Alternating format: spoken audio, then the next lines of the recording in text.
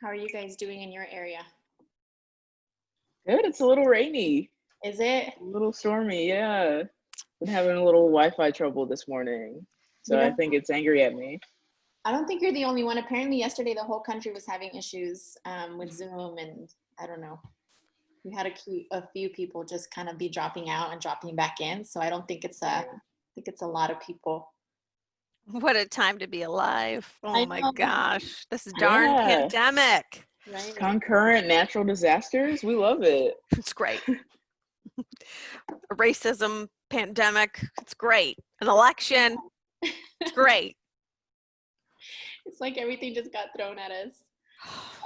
Good morning, everybody. Welcome to the webinar. I know that we opened it a little bit early, but I just wanted to give some time for people to log on. We're going to start about 10:01 just to give people some time. We have a couple of people that are logging on. Welcome. So happy to have you guys join us for this amazing Independence Project webinar. That's wonderful. Just want to wave to everyone. Hello. Thank you for joining. So excited. And if you can, while we wait, if you guys want to introduce yourselves in the chat, that would be fantastic. So Brandy and Sarah can get to know you guys and know from what organization or what you guys do that you guys are interested in the webinar. That would be great. Yes, please chat with us. Tell us where you're from. How's your day going? What are you drinking right now? I'm drinking black coffee. That's awesome. Black coffee. I have some tea with me right now. Definitely needed. Just water. Staying hydrated. That's what life is about these days. Yes, Absolutely. right? Amongst all the things that we're doing. Oh my gosh. Oh my gosh. All right, guys. So if it's okay with everybody, we'll go ahead and get started. Thank you so much for taking the time to join the webinar. I know that we're going to have some people join in a little bit later, but that is totally fine. It is Tuesday, right? It is Tuesday. So thank you guys so much for joining us for this Independence Project webinar. I'm so excited to have Sarah and Brandy talk about this program that they have that I can't wait for them to talk to you guys about to support survivors of domestic violence. And so I wanted to introduce you guys today to Sarah Wen. She is an economic justice specialist. Sarah began her career in financial health at St. Louis Community Credit Union and their nonprofit affiliate, Prosperity Connection, as a financial education specialist, and later financial capability manager, where she delivers classes, coached individuals and families, and built partnerships to strengthen financial stability in St. Louis. She transitioned to a financial coaching role with Neighborhood Trust Financial Partners Social Enterprise, Trust Plus.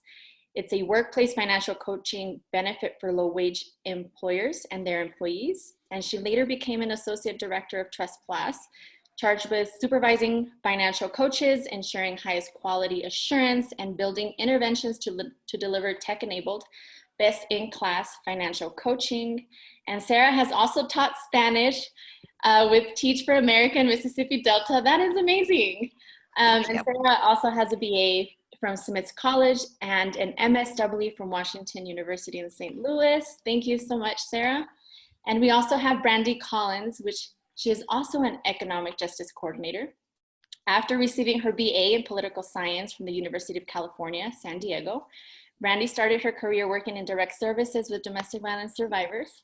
And for 2 years, she worked in a crisis shelter where she provided trauma-informed care and emergency advocacy for survivors. She supported survivors in crisis safety planning, housing case management, and resource building. And now she is part of the NNEDV team. And Brandy plans to spend the rest of her career striving for anti-racist community building and revitalization of our communities. Thank you so much for you guys taking part of this webinar. We are so excited to have you. And with that, I'm going to turn over the floor to you guys to talk about the amazing program that you guys have for us today. Perfect. So I just wanted to show my face a little bit before I pull up the PowerPoint. So you're not going to see my face for a little bit, but let me pull up the PowerPoint. And if you want to pin it using Zoom so that that's all you're seeing, that works for me. Boop, boop, boop. Okay, But let's also, get, thank you while this is loading. Thank you for the wonderful introduction. yes, that was Really so good. appreciate it. That was so good. Yes, we're so I don't- lucky to be here. Absolutely. I don't know how we're Excited to gonna have follow you. that.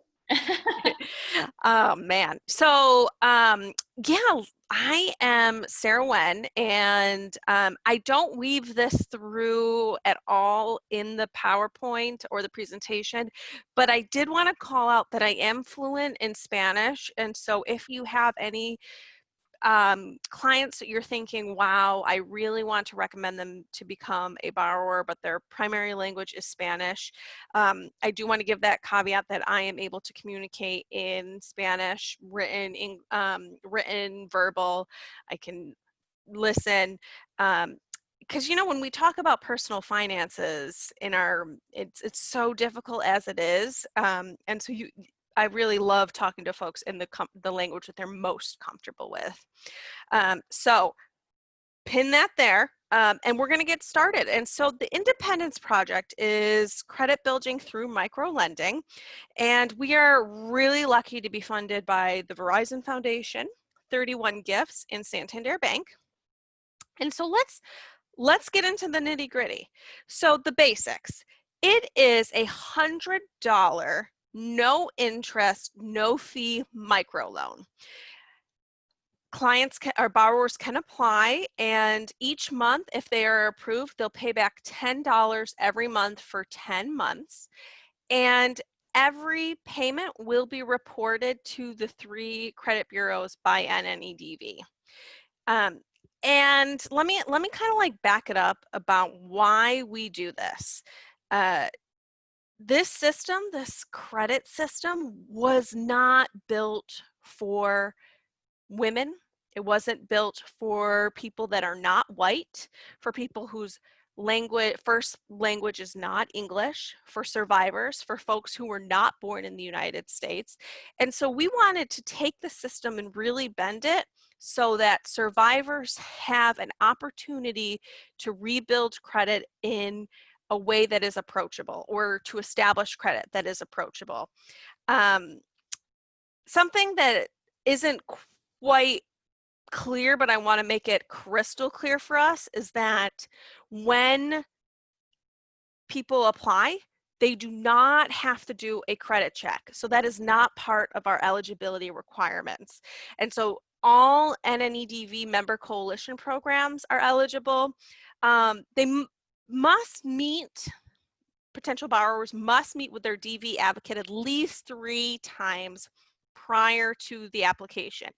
And the reason we do this is because we know that in order to have success in the loan, we want to have folks kind of have a better understanding of their financial landscape, their budget, as well as a little bit of the nuances of credit and credit building, and why paying this back in a timely, paying the loan back in a monthly fashion is going to be important in order to be a successful participant in the loan.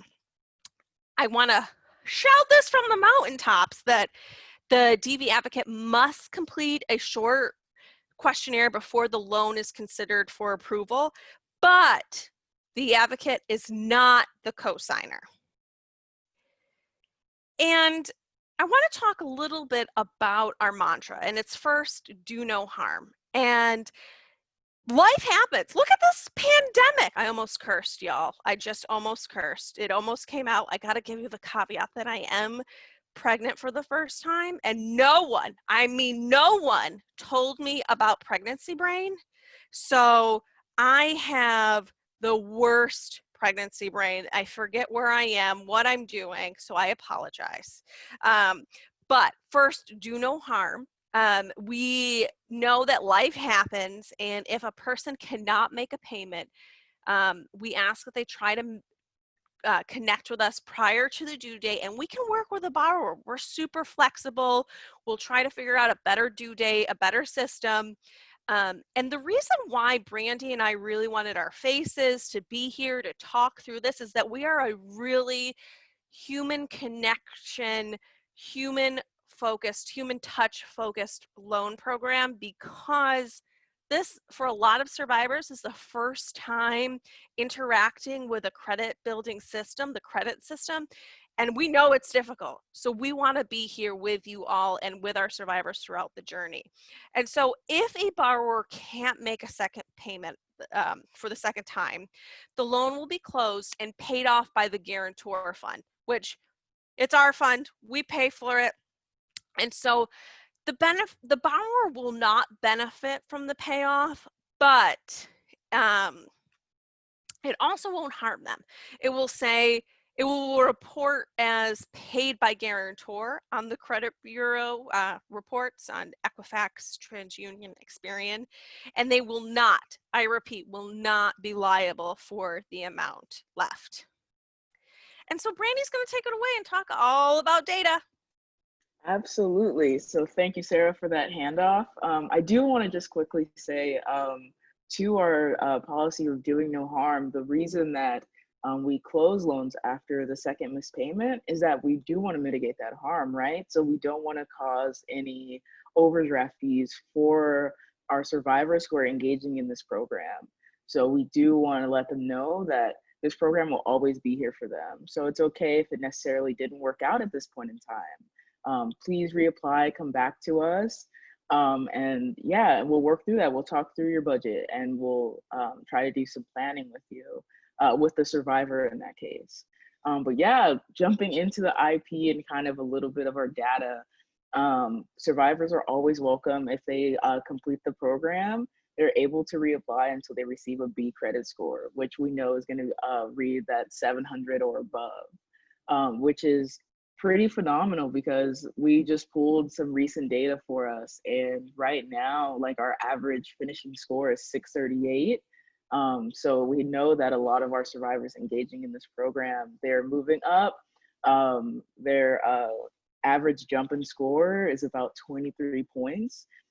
So we know that in addition to engaging in our program, but also engaging in resources about credit building is assisting survivors in improving that score there. And always they're able to reapply after 6 months. Typically because of COVID, we know that everything is changed so drastically. Yeah, right, Sarah, like so drastically. We know that, you know, if loans do need to be closed now because we have high unemployment right now, like high instability. So we do want to give that leeway and kind of make that waiting period a little bit shorter once survivors reach out to us and let us know that their financial situation has changed, or just keeping us up to date with that. But yes, do you mind going to the next slide, Sarah? Thank you. Yes, and I kind of ranted a little bit about this earlier, but just so far of what we learned is that this isn't an emergency fund. So survivors who are engaging in this program may not receive their funds immediately. There is an approval process, right? And we know just from our data that we've collected that survivors who are engaging with this program, yeah, they're using their funds to pay bills and utilities. About 50% of our borrowers are using this money for immediate needs that they have in this present moment. And yeah, as I was talking to about the 20-point average credit score increase, so we are seeing a difference. So we can't give all the benefit to this program, but it's also engaging with different resources, thinking about credit differently, learning how to budget. So there's all these different parts that come to building a credit score that will not just be engaging with this program, but we love the growth in these credit scores that we're seeing. Even for our credit invisible survivors who, from just not having anything, going to about an average 600 score. And recently, our data we actually pulled, it's 637. So they're almost at B rating for that credit score, but they can still reapply if they were interested in one or another loan to move forward in that process. And yeah, here's our average finishing loan number here, which we're really excited about, is 692, nearly 700. So yeah, we're really stoked about that. There's no interest, there's no credit, excuse me, yeah, there's no interest, there's no fees that go along with this program. So we do always make sure that, especially for COVID right now and paying back any debt or making sure that survivors are stable, if we need to put a hold on this program, that's okay, because there's no interest, there's no fees attached to this. So if they do have other loans that they are also making payments on, let's make sure that we can prioritize that, and make sure that they have a basis to come back to the program as well as maintain their credit scores. Awesome. So we're going to go on a little vacation, a little tour. So I am going to exit out of here. I'm going to hop into my web browser. And I am at the NNEDV.org website. And so as you're guiding survivors through the loan, this is where, or in the loan application process, this is where you're going to start. You're going to head to our website. Now, if you are like, I ain't got time for nothing else, this is what I'm going to remember. You can just type in the search bar Independence Project and it will lead you to our portion. But I'm going to take you on the traditional tour of how to get to the Independence Project. So we're going to hop right through the About Us. We're going to hop there. We're going to the middle column, what we do. So we do a lot of things, and we're going to hop to the Independence Project. Yes, always come chat with us, please. Yes. Oh gosh. Okay, so we're here. And so all of the stuff that we're talking about today can be found on the website. It's a lot of information. And so I'm super grateful that you all are here to listen and talk through it with us, because it's a lot to read and to digest. So I want to shout out the chat box that if any questions come up, please be checking, write them in. We want to answer them today. And so you're going to scroll to the middle of the page. And so here is the application, what it consists of. So just consent.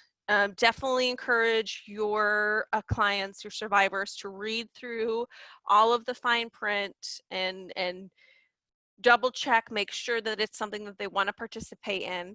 We do ask for a budget. We want to make sure that folks have the $10 in their budget to participate in the loan. Also, we don't care about job, anything, none of that. We don't care if people are employed. We don't care where they're getting their money from. And so we just need to know what income, like what the amount of income is coming through. Absolutely. Coming each month. Go ahead, Brandy. Yeah, this program is super low barrier. So we just want to make sure that, folks can maintain the payments. But we also want to make sure that they have this program, that they're allowed for it. Yeah. And in a few bits, geez, pregnancy brain. In a few minutes, Brandy's going to talk about the method of payment and the loan disbursement. So we'll talk about that, but that's something that's part of the application process. And like I said, a completed form by an advocate with contact information and confirmation that the borrower has met with the advocate at least 3 times, because financial health and the understanding of what that means for each survivor is going to be important for the successful completion of the Independence Project loan. So we're going to hop right here. We're going to go to the Independence Project sign up, Independence Project application sign up, and it's going to come here to create a profile. And so survivors are going to enter their email, first name, last name, password, and to confirm the password. Here is something that we've been seeing that I want to call out. It's super critical that the name that is used to create this account, this user profile, is the same name that matches up to the application, the name, the first and last name that they put on the application. Sometimes we see advocate's name instead of the applicant, or advocate's name instead of the applicant's name in the user profile, and vice versa. Sometimes we see pseudonyms. I understand that is something that is a tricky thing to maneuver, but because we are a federally regulated program, we have to have that consistency. And then borrowers are asked to, accept the terms and conditions. Definitely spend some time reading through this. It's a lot, but it's a best practice. It's a good practice to get into for financial health, that in the future, as folks apply for cars, as they apply for homes and different credit cards, it's great, and different sources of lending, to read through the terms and services. Now, once this part is completed, they will be sent a verification email. Sometimes it gets sent to spam, just depending on our email setups. So I highly encourage folks to check the spam. And if they can't find it, which sometimes happens, like there's glitches. Like yesterday, Teresa was telling me Zoom just was misbehaving. Wi-Fi is going out in Brandy's neck of the woods. Who knows? So reach out to us. And on the back end, on our administrative side of the portal, we can resend the password verification. And so it's just like, check the box, and folks are able to verify that way. Once they verify, they can head on over to application land. And so let's head back over to that part. Oops, sorry. I don't know why. Okay, here we go. Let me call out one last thing, that it's awesome that, or it's really important that the last name that they provide in the application is the same name that they have on their bank account, if they're going to choose direct deposit as their method to receive or pay back the funds. Okay, perfect. Another thing that I want to call out here is that I'm gonna do some soft inquiries on credit reports before the loan starts, because I love to show folks their progress and what they've done throughout that history of the loan. So at the start, we check the soft inquiry, no effect on credit scores. Check the credit. At the end, I check the credit as well to see the growth. Sometimes it's not immediate, the new last name or the new address. So having the previous name and the previous address is critical. And Brandy and I do reach out to folks a lot. We're doing a lot of human touch. And so having preferred name and pronouns is critical, because say, for instance, my husband's name is Jin, but he likes to go by James. And so, it's obnoxious when people call him Jin. He's like, oh gosh, just call me James. It's much easier. It's very troubling. So I just want to call that out as well. One last bit. Social Security number, absolutely not required for this loan application. If you want to, if we have a person without a Social Security number, just enter all zeros, and then the way that they want to build credit, make sure it's highlighted for us, not highlighted, but like say the address is going to be really important, that's the place that they want to build the credit, or the birth date, make sure that's accurate, because we're going to report that to all 3 credit bureaus. Okay, Brandy, take it away and talk about loan disbursement. Awesome. We're loving it here in application land. Thank you, Sarah, for all of that. That's wonderful. But yeah, we wanted to talk about loan disbursements, and also just monthly payments. So it is actually very interactive in a way, I want to say, only because if you want direct deposit for your loan, but you want to make payments via check or money order, you can do that. So survivors can play around with it on what's going to be comfortable for them at that time. And even after approval, if it changes, they are free to reach out to us, and we can try to get that information switched before we actually give them their loan disbursement. So this is just to say, these 2 text-heavy screens here, please make sure that survivors don't overlook them, because we want to make sure that they're getting their funds in a way that's going to be comfortable for them to the right bank account. So it can be a savings account, it can be a checking, or just a mailed check in general. So we want to make sure that that doesn't get messed up in any way, because we do want to ensure that these funds are getting to them, as well as that their money is being credited to their account. So yeah, that's basically these 2 pages.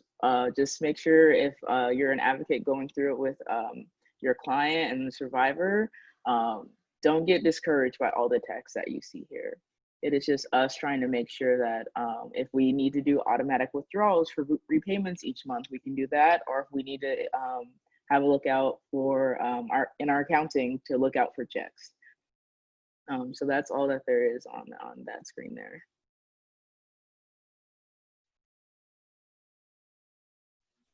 Oh, also real fast, I did want to touch to what Sarah, wow, I apologize. Sarah said about credit pools, that this happens after approval. It has no bearing on survivors' application with us. As Sarah said, it is just mainly about kind of tracking that change. And then once upon completion, we can provide that to the survivor and see what the change is. And we can talk that through with them at the end of their loan. Absolutely. Thanks, Brandy, for that. I want to talk about a feature super quick before I talk about the advocate's role and how they complete their portion. We're going to be launching in the next 2 weeks a portal.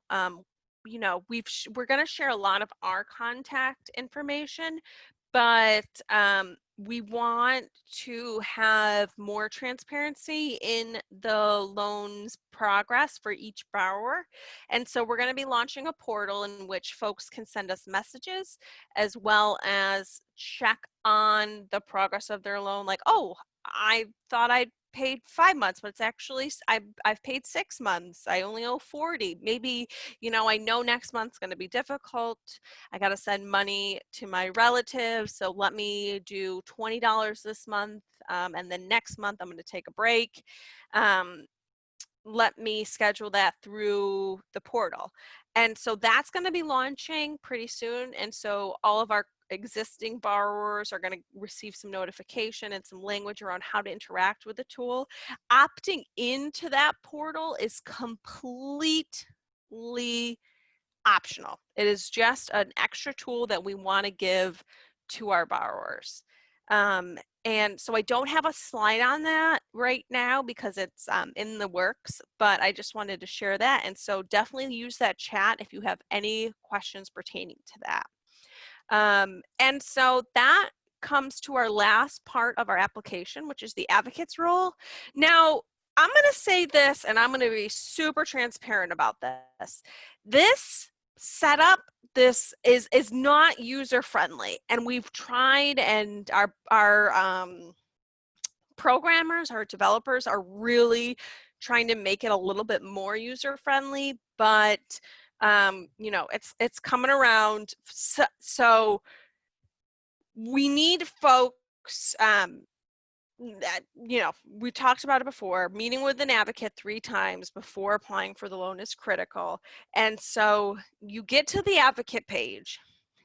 All you have to do is go to the right-hand corner, and there's going to be that green Add Advocate button. You're going to add the advocate's name and the advocate's email, and hit the purple bluish button, Add, and that's going to send the form to the advocate.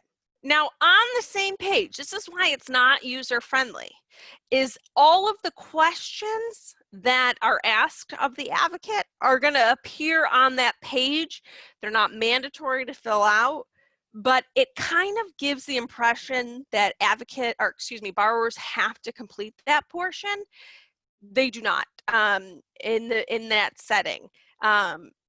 The advocates are going to have to complete it separately. What did I want to share about that?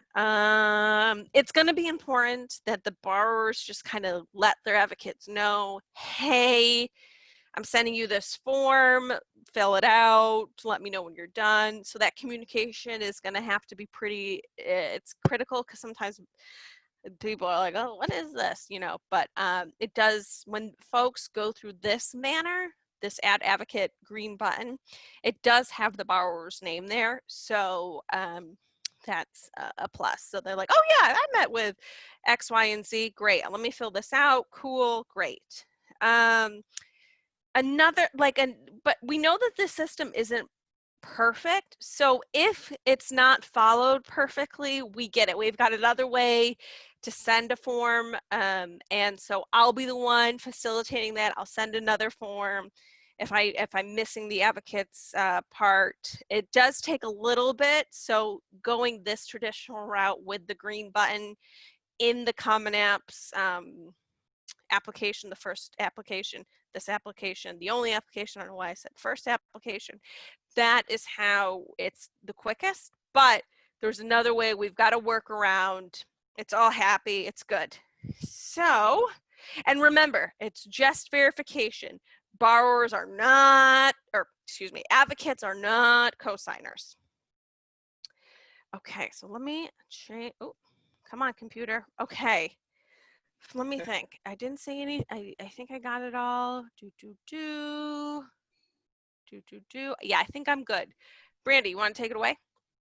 Absolutely. So yeah, we just wanted to talk through the timeline, just kind of to give a firm foundation of kind of how this program works and what you as advocates can guide survivors in like what to expect with this program. Is typically they're going to receive an automatic notification of a loan approval. That typically happens around the 20th to about the 5th. So the end and the beginning of the month that survivors will be receiving those notifications. Those are about our approval times for that.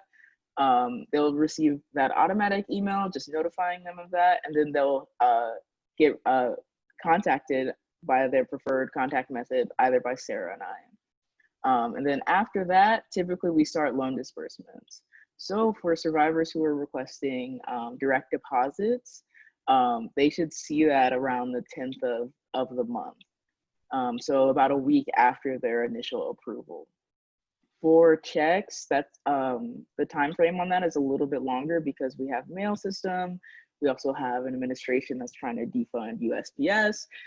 So there's a lot of delay that can happen. So typically for survivors and our participants are folks who are requesting these check disbursements of their funds to give it about 2 weeks.